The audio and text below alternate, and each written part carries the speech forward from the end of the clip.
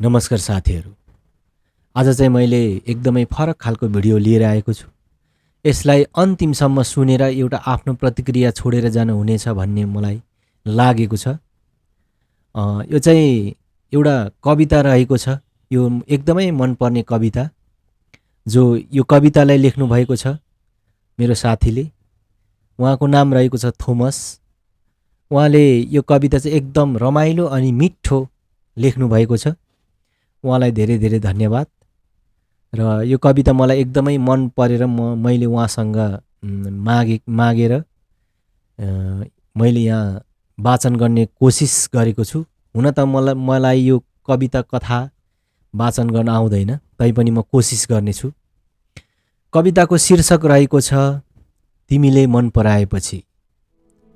तिमीले मन पराएपछि मैले प्रेम गरेको हुँ। तिमीले मन पराएपछि मैले प्रेम गरेको हुँ।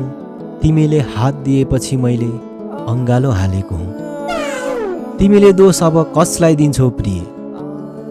तिमीले दोष अब कसलाई दिन्छौ प्रिय?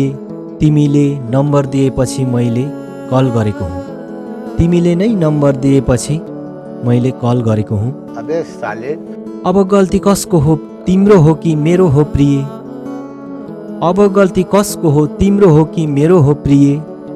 तिमीले नै इसारा गरेपछि मैले बत्ती निभाएको हुँ। मलाई के थाहा त्यही रात अन्तिम हुन्छ भन्ने। तिमीले नै जवानी सुम्पिएपछि मैले गल्ती गरेको हुँ। तिमीले नै जवानी सुम्पिएपछि मैले गल्ती गरेको हुँ। कमीना निकला साला।